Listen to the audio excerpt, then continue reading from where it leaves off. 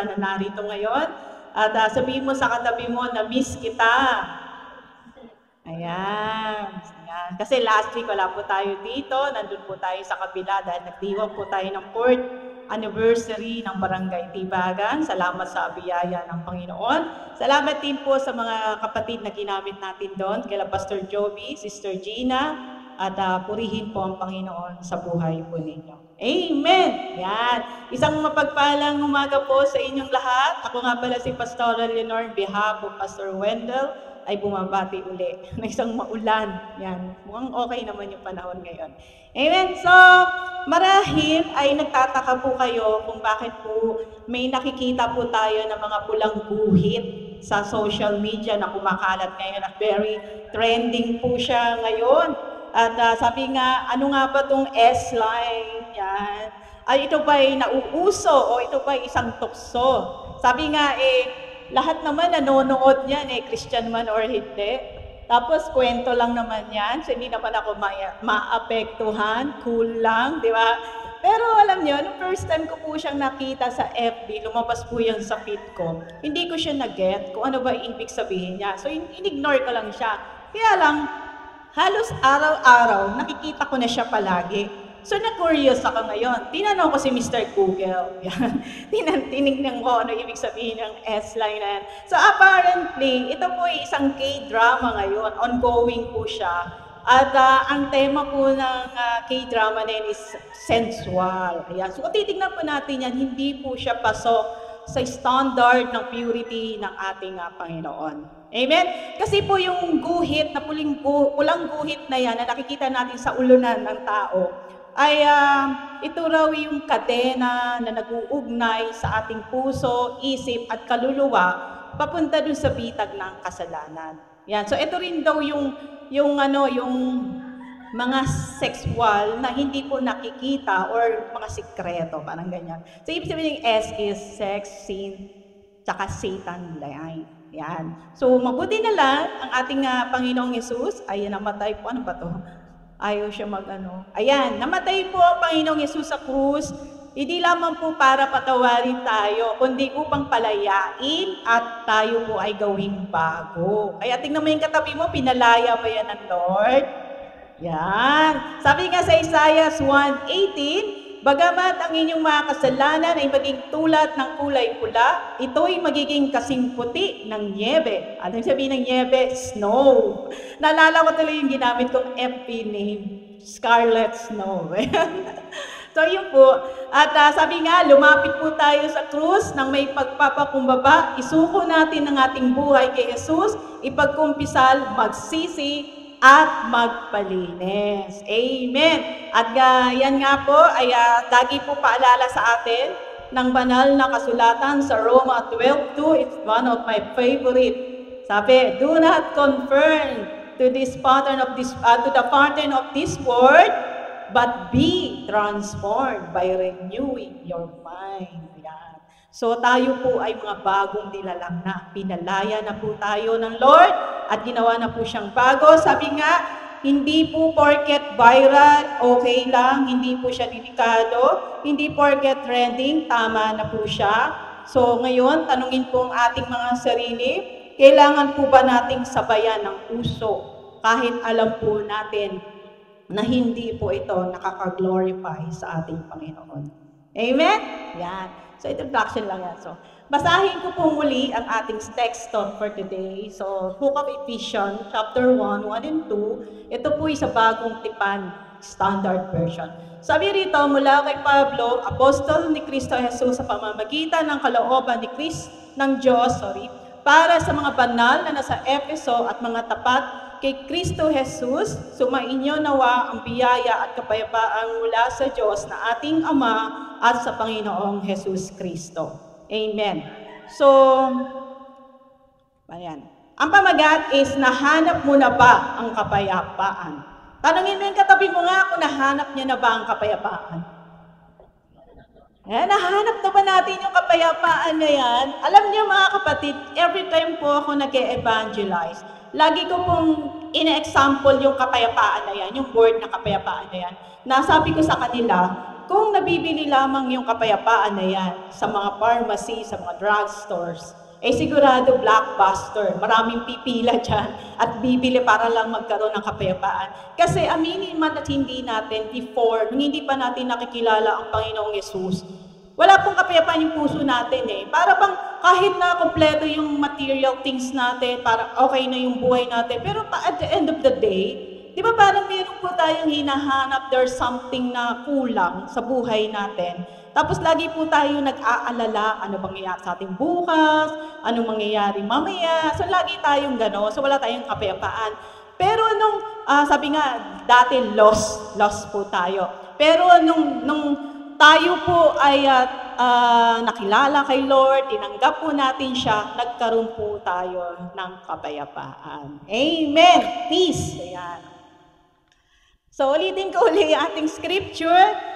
Kanina binasa po natin is bagong tipan. Excuse me. Ito naman, magandang balita version. So, makikita natin, yung ginamit kanina doon sa bagong tipan is mga banal. Diba? Ang salita ng Diyos, mga pinabanal. Dito naman, para sa mga hinigrang. Kapag nagpapasa po kasi tayo ng scripture, in-encourage ko po kayo na mas maganda po, basahin din po natin siya sa mga ibang version. At least nakikita rin po natin ano-ano pa yung mga iba-ibang mga version niya. Pero iisa pa rin ang ibig sabihin niyan. Amen! So hindi ko na siya uli babasahin. So sabi nga, ito sa English, and ang Ephesians po ay kung babasahin po natin, maiksi lamang, hindi naman siya actually maiksing-maikse, sa tamang-tama lang siya, kung di po ako nagkakamali, hanggang chapter 6 po siya. At clearly, na makitang natin, andun po yung plano ng Lord sa atin. Maliwanag na maliwanag po yan. Amen. So, andun yung mga, eto, nakita natin yung redemption, nakita natin yung purpose ng Diyos sa atin, nakita natin dito yung sa kagandahang loob, yung biyaya ng Panginoon, di ba? Nakita natin yan, yung ni-reveal ng ating Panginoong Diyos Ama, ang mga plano niya sa ating buhay. At nandito rin yung isa sa mga favorite ko rin, na kung saan, wala po tayong dapat na ipagmamalaki, kasi lahat po tayo rito ay dahil po sa biyaya ng ating Panginoon. Amen! So, nawala uli ating projector. So, next, ang Ephesians, noong mga panahon na yun, ay nasa Greek city po siya. Ngayon po, ay sa modern day natin, ay nasa Turkey. Tinatawag po siyang Turkey. So, someday, punta rin tayong Turkey. Yan. Yan. So, noong mga panahon na yun, sagana po ang lugar na yan. So, kumbaga, ay rich city po siya. Yun po yung sa Ephesians. At dito rin po nag-ministry si Pablo. Amen. So, bago man ang lahat, may tanong po ako sa inyo. Ano ba, nawala yung monitor? Namatay. Ano ba ang pinaka-church needed natin? What is our church greatest needed? So, kayo ba, kapag every Sunday na tayo po ay nagsisimba, pagka tinitingnan natin yung paligid ng church natin, napapaisip po ba tayo, ano ba yung kailangan ng church natin? Ano ba yung mga kailangan dito? Ano ba yung mga dapat namin gawin? Kailangan ba magkaroon kami ng mga bagong strategy? Kailangan ba ay ayusin namin siya? O kaya kailangan ba na madagdagan yung mga leaders?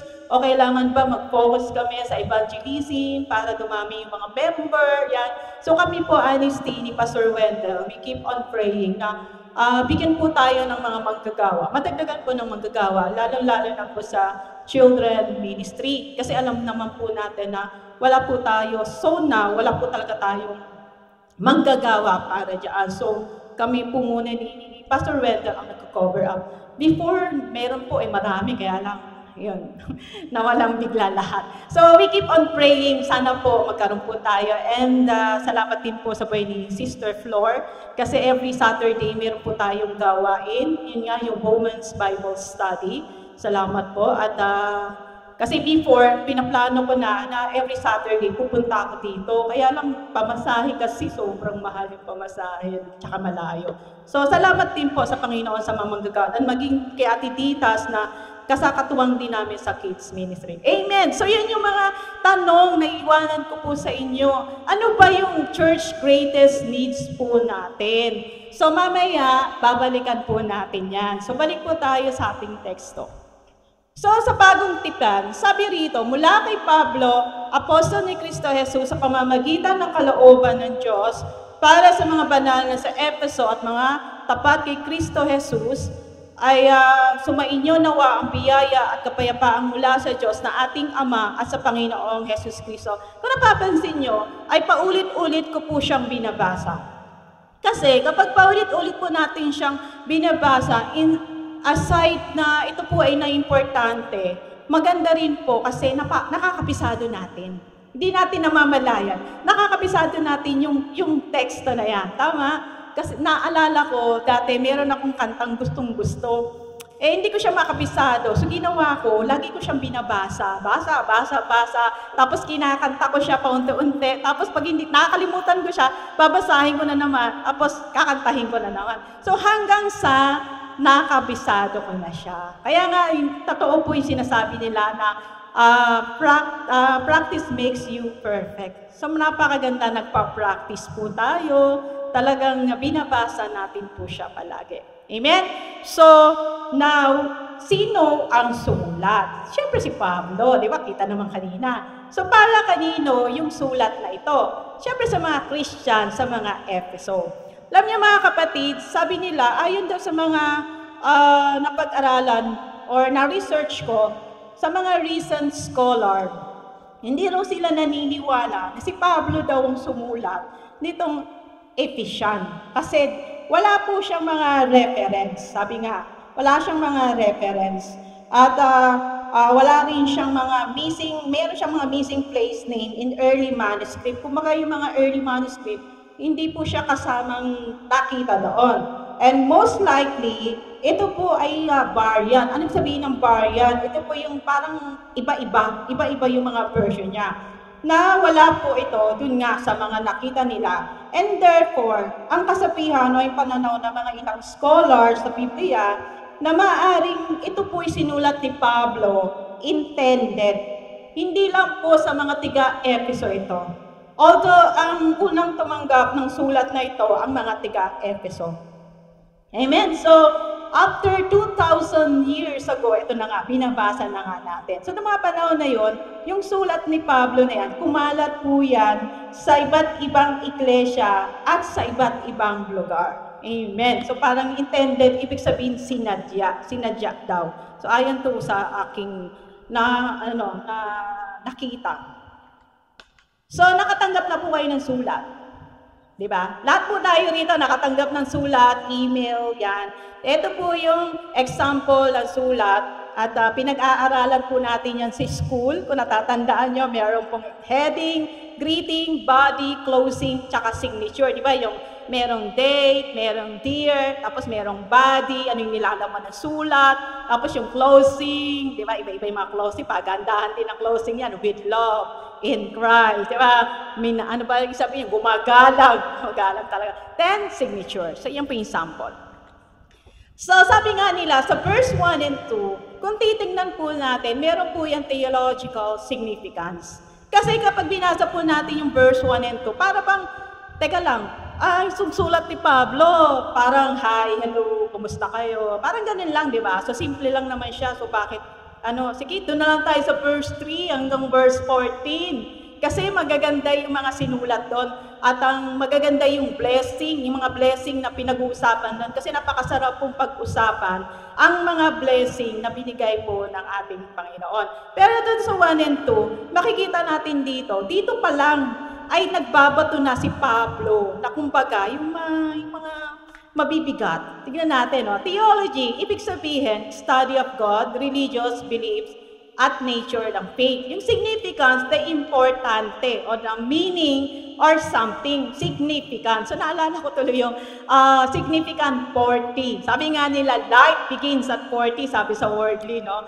Pwede nga natin sa Bible, marami ring mga nangyari, na mga mahalagang nangyari, sa number ng 40. 40 days, yung kay Noah, 'di ba? Ano nilinis ng God, yung mundo, tapos 40 years na naglakbay ang mga Israelites, instead na 7 days, umabot sila ng 40 years kasi lagi silang nagrereklamo, 'di ba? Tapos, kung di ako nagkakamali, ang ating Panginoong Hesus, nag-prayer and fasting po siya, bago po siya sa ministry, 40 days yon. So maraming mga nangyari sa 40. So next, mula kay Pablo, iisa-isahin po natin siya, no? Kung titingnan natin yung verse 1 and 2, parang, teka lang, simple lang to, pero pag pinaral natin, wow, ang dami pala nitong, ang dami nating matututunan. At isa pa, ito po ay makakatulong din po sa atin para po ay mapag-aralan natin ang Biblia. Okay, so simula kay Pablo, sino ba siya? Apostol siya ni Kristo Jesus. Paano siya naging apostol? Ayon sa kalooban ng Diyos. Tayo ba? Paano ba tayo naging apostol? Paano ba tayo naging manggagawa? Diba? Sa pamamagitan ng kalooban ng Diyos. So para kanino yung sulat? Sino ba sila? Para sa mga hinirang ng Diyos na nasa Efeso at tapat na sumasampalataya kay Kristo Jesus. So, hindi lamang yun. May prayer pa. Ano yung prayer niya para sa kanila? So, hindi lang siya basta pagbati. Ang sabi niya rito, sumainyo nawa ang kagandahang loob at kapayapaan. Praise the Lord. Alam niyo mga kapatid, kapag mayroon pong nagsasabi sa atin, uy, alam mo, lagi kita pinagpe-pray, lagi kang laman ng aking prayers. Di ba ang sarap ng pakiramdam? Na wow, salamat ha, di ba? Kahit naman po sino, gusto natin na sinasama po tayo sa prayers, nagde-declare sa atin ng magaganda. So balik tayo. So kanino ba galing yung kagandahan, loob at kapayapaan? So kitang-kita na mula sa Diyos, mula sa Diyos at sa ating Panginoong Jesus Kristo. Amen. So kapag binabalangkas po natin ang salita ng Panginoon, makikita natin, isa-isahin natin, makikita natin nangungusap ang Panginoon sa atin. Amen. So next, makikita natin yung reference ng ating Panginoon. Dito pa lang, makikita natin yung reference, yung rich and blessing na binibigay sa atin of Christ Jesus, by the will of God, in Christ Jesus, from God our Father, and the Lord Jesus Christ. My brothers and sisters, every time po tayo nagpe-pray, huwag po natin kalilimutan na palaging sinasabi natin dapat na Panginoong Diyos Ama namin, makapangyarihan sa lahat, sa pangalan ng Panginoong Yesus. Kasi sometimes nakakalimutan natin Panginoong Diyos Ama. And pati rin yung Holy Spirit by the power and guidance ng Holy Spirit. Kasi yung Holy Spirit, napakahalaga rin po yan. Kasi yan po yung iniwan din ng ating Panginoong Yesus bago po siya umakyat sa langit. Amen? And lahat po ng ginagawa natin lagi dapat in the name of Jesus Christ. Amen. So sabi nga sa Gawa 20:27, sapagkat hindi ako nag-atubiling ipahayag sa inyo ang buong layunin ng Diyos. Amen. So hindi po tayo mahihiya na ipahayag sa lahat ng tao ang buong layunin ng ating Panginoon. So tingnan natin, may tatlong bahagi ang Ephesians. Number 1, ang sumulat. Number 2, ang sinulatan. Number 3, at ang pagbati. So para talagang sa school, no, yung heading ng letters. So theological significance. Sabi ko nga sa inyo, theological significance, theology, study of the Word of God, significant, importante. Something na napaka-importante. Number 1, paghahatid o delivery ng salita ng Diyos. Pagtanggap o yung reception ng salita ng Diyos. And lastly, ano ba yung pakinabang o benefits ng salita ng Diyos. Amen? Delivery, ang paghahatid ng salita ng Diyos. Di ba mga kapatid, every time po tayong lumalakad para mag-evangelize, maghatid ng salita ng Diyos, napaka-importante na tayo po ay nananalangin muna. Prayers muna po talaga sa lahat ng ating ginagawa. So, tingnan natin, sino ba yung author? Two sources of authority. Pag sinabi po nating authority, sa Tagalog, kapangyarihan yan eh. May kapangyarihan. Dalawang source ng kapangyarihan. So makikita natin saan nanggagaling yung kapangyarihan na yan. So letter A, Apostle of Jesus Christ by the will of God. Diba kapag tayo po humahayo, lalo na kapag sa jail, ay ako po pala si Pastor Eleanor, sa po akong manggagawa ng Panginoong Yesus. Di ba? Sabihin ng mga pulis, ay sige po ma'am, ano po kayo, di ba? So andun yung talagang authority, hindi yun sa iyo eh. Authority na alam nila, ikaw ay manggagawa ng Panginoong Yesus. Kaya walang sino mang pwedeng magyabang, ay magaling ako mag-evangelize. No, lagi po yan sa biyaya. Lagi po yan sa kagandahang loob ng ating Panginoong Yesus. And then, paano po tayo naging apostol? Paano po tayo naging manggagawa? Dahil po, ayon sa kalooban ng Diyos. Amen? So, wala pong aksidente. Wala po. So, ang authority, ang paghahatid ng salita ng Diyos na yung pagkilala sa autoridad ng Diyos. Lagi po yung may autoridad ng ating Panginoon. Kaya napaka-importante, lagi po tayo nananalangin, hindi pa tayo pumupunta ron, hinahanda na ng Panginoon yung ating pupuntaan. Sabi nga nung kanta, you go before me. Nandun ka na, Lord, doon sa pupuntahan ko. Naalala ko before, nung last year, ay yung pumunta ako ng Canada.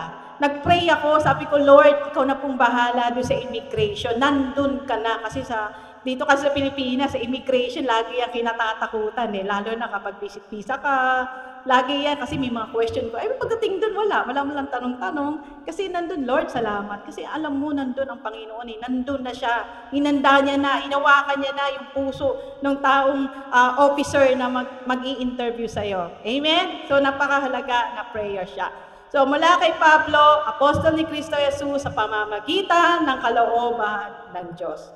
Sa mga kapatid, huwag po natin kalilimutan. Naging apostol, naging Diyos dahil o sa pamamagitan ng kalooban ng Diyos.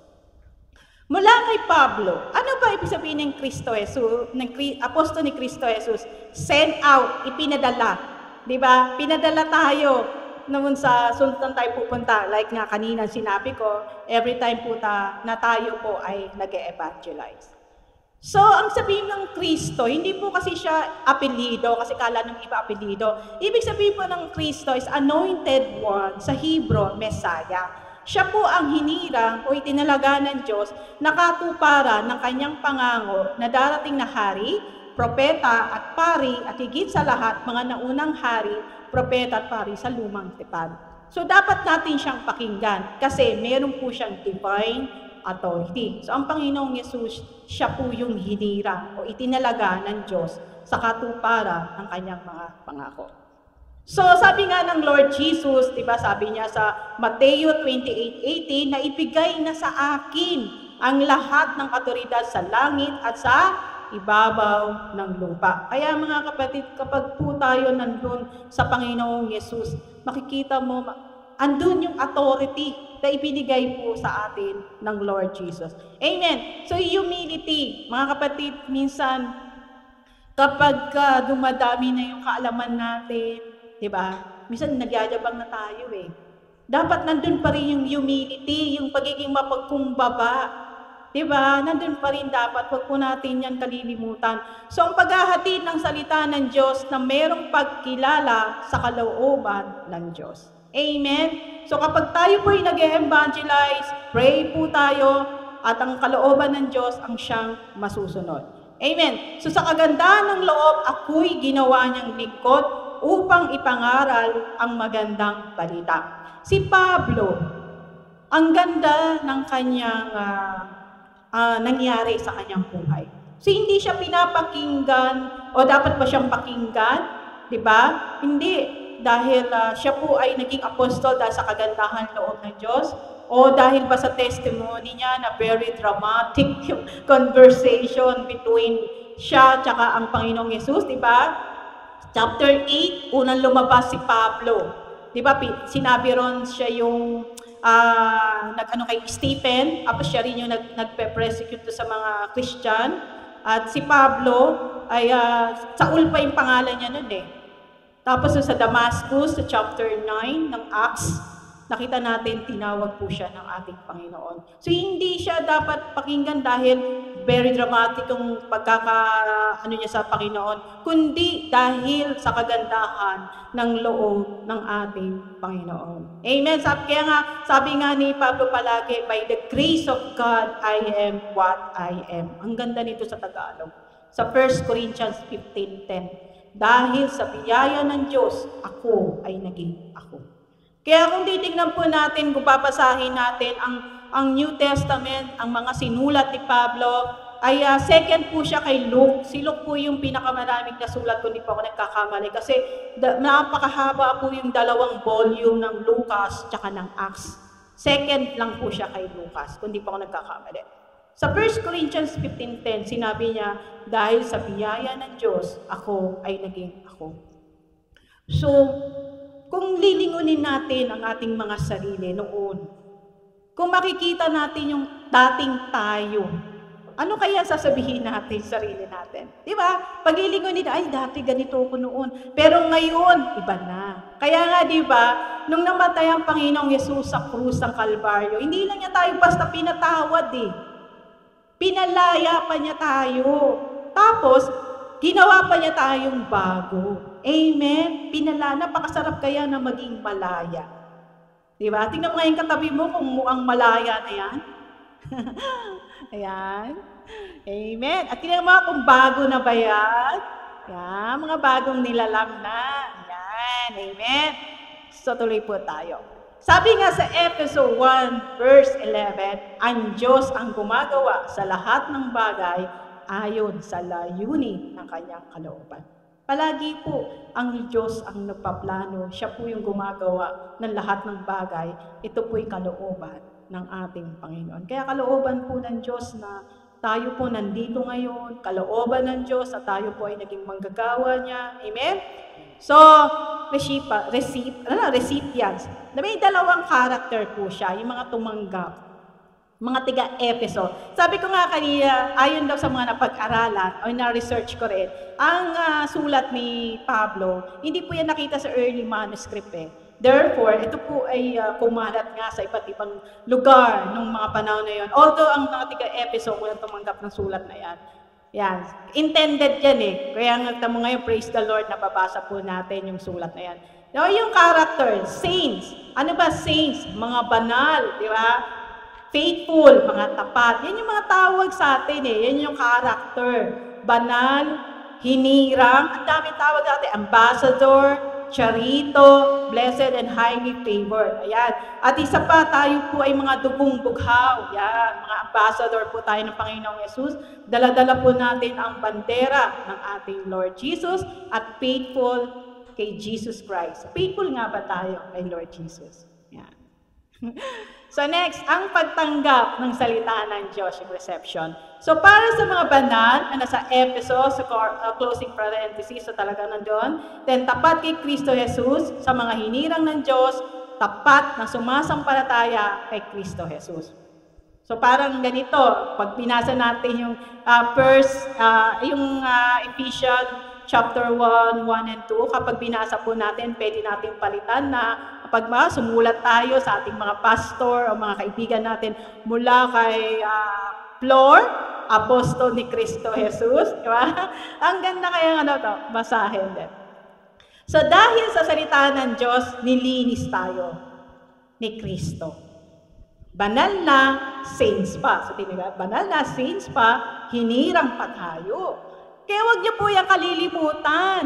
Kaya every morning, pagkising pa lang natin, magpasalamat po tayo sa biyaya ng Panginoon, mag-declare po tayo po ay pinagpala, pinaburan ng lubos. Amen. We are charito.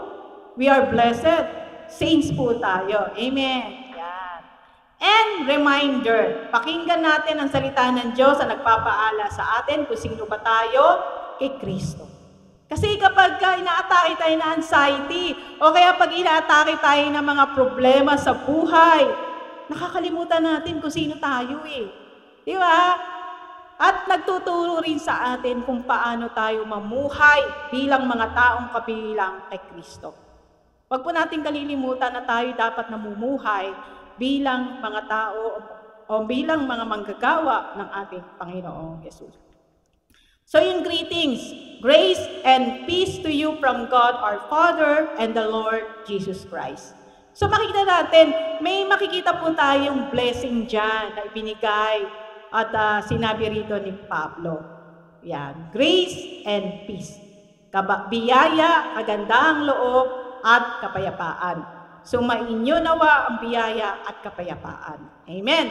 So ang saan manggagaling yan? Manggagaling ba yan sa akin? Manggagaling ba kay Sister Gina? Pastor Joby? No.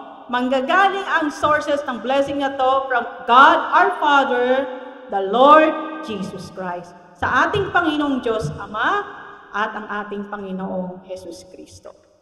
So sumainyo nawa ang biyaya, na ako, at kapayaan mula sa Diyos na ating Ama at sa Panginoong Jesus Kristo. So, tingnan natin yung word. So, mayroon pa akong paganyan. Grace, sa Greek, charis. Ang peace, irene. Shalom sa Hebrew. Kaya kung napapansin nyo yung mga Kristiyano, di ba? Shalom, shalom. Lagi yun ang ating kapayapaan. Ibig sabihin yun, payapa. Yeah, namin yan, lagi yan ang bati namin pag may namimit na mga kapatiran sa Dubai. Shalom bro, shalom sis, kapayapaan. So Paul writes, Apostle of Jesus Christ by the will of God, so ulitin ko ulit, to God's holy people in Ephesus, the faithful in Christ Jesus. So mga kapatid, sino ang nakikita nyo sa mga oras na ito, sa mga katabi nyo? Ito ba yung mga banal? Pinalaya, pinaburat. Amen. So when Paul Ephesians, he was writing ordinary people. Dati, ordinary people po tayo. Nung hindi pa natin nakilala si Jesus Christ, people with financial pressure. Tama? Tayo po ay mga maraming ginagawa, pero walang tayong enough time. Tayo po ay may mga challenging kids, at yung mga kids natin may challenging parents din. So we are ordinary dati. Pero nung pagdating ng ating Panginoong Yesus, nung tinanggap na po natin siya sa puso natin, sa buhay natin, tayo po ay mga God's holy people, faithful sa ating Panginoong Yesus. Amen. So, ang tanong ko kanina, ano ba ang greatest needs? Siyempre, eto na, it is actually to understand who we really are in Christ Jesus. Kasi kahit matagal na po tayong Kristiyano, sometimes, hindi po natin alam o hindi natin naiintindihan kung sino pa talaga tayo sa Panginoong Jesus. Ito po siya. So, meron pala ako isa pa. May isi-share po sa inyo. So, pag binasa po natin, sabi ko nga, every Sunday, tayo po ay kumakain ng salita ng Diyos. So, hindi tayo gugutumin ng salita ng Diyos. Tayo po ay bubusugin sa salita ng Panginoon. Ayon po sa biyaya ng Diyos, ay mapapaliwanag po natin to ng maayos. So, makita natin yung 1 and 2. Mayroon po siyang doctrine. First, doctrine of humanity. Second, doctrine of the church. Ang doctrine of humanity, we are created in God's image, pero tayo po ay naging makasalanan. And we know that, di ba, yung Eva at Adan ng ating mga ninuno, na-kick out sa Garden of Eden because of dun sa kasalanan. And after that, naging mobbling. Nagkagulo-gulo na tayo. Like, di ba, sabi ko nga, hindi pa natin nakilala si Jesus Christ, nung wala pa siya sa buhay natin, di ba? Ang gulo ng buhay natin. We are, was before. Ordinary people, longing for more. Lagi po tayong merong hinahanap na hindi natin alam kung ano ba yung hinahanap natin. Palaging merong kulang. But, nung dumating ang Jesus, siya pala yung magpupuno sa atin. Amen? So, ang doctrine of the church, nakita ng Lord, ito, nagkakagulo yung mga tao, na modeling sa Tagalog, nagkakagulo. Ang ginawa niya, they made them into a new society, part of a new creation. Diba? Kaya nga, nung tinanggap natin si Jesus, we are a new creation. Hindi po naman agad-agad na nagbabago po tayo. Araw-araw binabago po tayo ng Diyos. Araw-araw dinilinis po tayo ng ating Panginoon. Hindi po yung instant na nagbago agad tayo. Diba? Araw-araw po yan. Basta po isurrender po natin ang ating mga sarili kay Lord. So po yung doctrine of humanity and doctrine of the church. So ano pa yung greatest needs natin? To understand who we really are in Christ. Maintindihan, malaman po natin, matandaan po natin kung sino po talaga tayo sa ating Panginoong Hesus. You are saints, God's holy people. Sabihin mo nga sa katabi mo, you are saints, God's holy people. Amen. Minsan nangyayari, ako'y banal, ako saint. We are saints. Amen. Di ba? Sinabi na nga ni Pablo sa salita ng Diyos. And you are also faithful.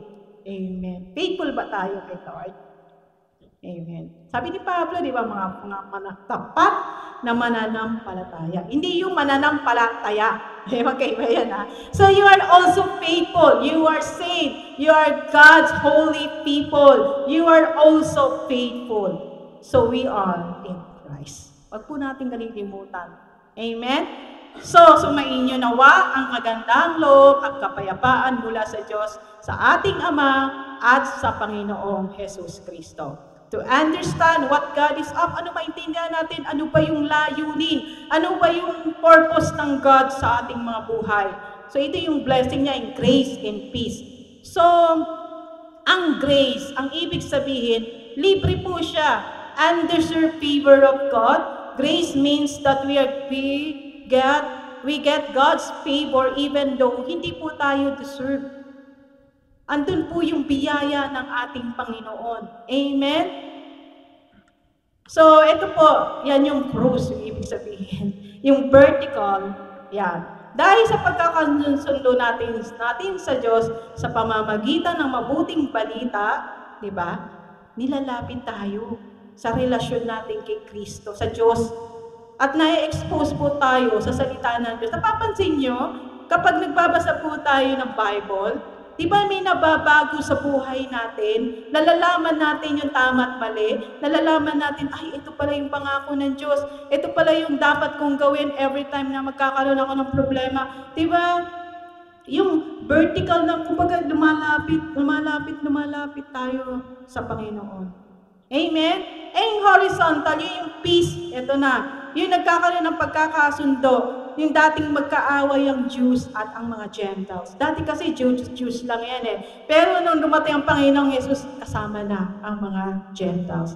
Tayo po yun. Amen? So, yan.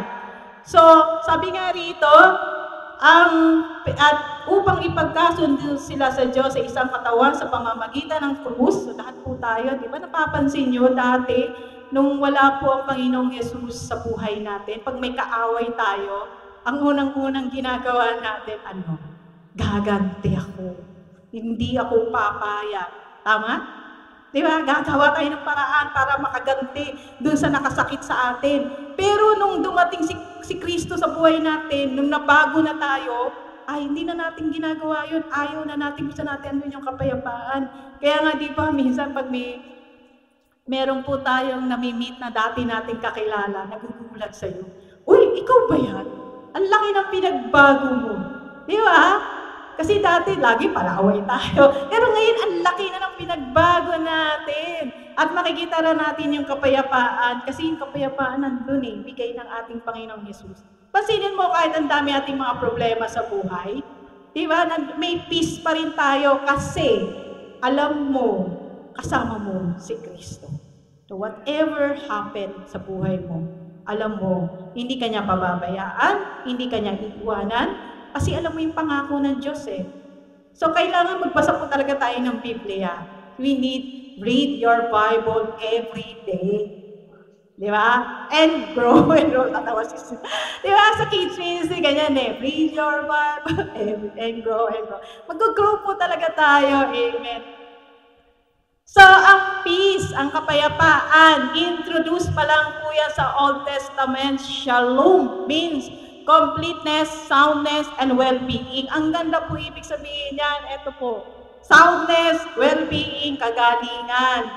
Completeness, kumpleto. Ang Panginoong Yesus lamang po ang magkukumpleto sa buhay po natin na dati ay kulang. Alam niyo yung kantang Amazing Grace? Ang ganda ng lyrics doon. Amen? So, ang source of true blessing from our God our Father, and the Lord Jesus Christ. Doon lang po manggagaling ang kapayapaan, ang kagandahan loob, ang biyaya, manggagaling lamang sa ating Panginoong Diyos Ama at sa ating Panginoong Jesus Cristo. And conclusion, so lastly, so let us aim to be holy. Sikapin po natin na gawin po yung mga bagay na gustong ipagawa po sa atin ng ating Panginoon. Sabi nga sa Philippians 4:13, I can do all things through Christ who strengthened me. Sa pamamagitan ng Panginoon Jesus. Ibigay po natin sa. So let us praise Him. Kahit ano po nangyayari sa buhay pa, mabuti man yan, masama, patuloy po tayong magpuri sa Panginoon. Katulad niyan, bumabagyo, pero nandito po tayo ngayon sa simbahan, nagpupuri, nakikinig ng salita ng Diyos. Amen. So walang bagyo, walang baha na makakapigil sa atin para makinig ng salita ng Diyos. Amen. Kapag nakakatanggap po tayo ng sulat, syempre babasahin natin yan. Yung alam natin para sa atin yan. Sulat, love letters, yung Bible. Basahin po natin yan para po yan sa atin. At lalong-lalo na kapag alam po natin ito po'y galing sa isang taong mahalaga. Amen? So ganun din kapag may tumatawag sa atin sa phone, di ba? Sagutin natin. Kasi alam natin mahalaga to. Tapos lalo naman po ang Diyos ang tumatawag at nagsasalita po sa atin. So dapat sabik po tayong magbasa ng Biblia araw-araw. Amen? Lahat po ba tayo nagbabasa ng Biblia? Amen. So, dapat excited po tayo every Sunday. Kasi alam natin si Lord yung nagsasalita. Amen. Ako po pag Saturday pa lang, nagpe-prepare na ako ng damit na isuot ko. Nag-iisip na ako ano yung OOTD, outfit of the day. Ano yung gagawin itsura. Kasi excited, alam mo may date tayo kay Lord. Amen. So, sabi nga, dahil ang pagtawag ng Diyos sa atin sa kanyang salita ay isang biyaya. Isang malaking biyaya. So, mga kapatid, sana po may natutunan po tayo sa oras na ito, ang pagtawag po sa atin ng ating Panginoon. Kaya tayo naging apostol dahil po sa kalooban ng Diyos, sa biyaya po niya. Ang kapayapaan at ang kagandahan loob ay nanggagaling lamang sa ating Panginoon. Sige po, tayo po tumayo at samahan niyo po akong manalangin. Panginoon,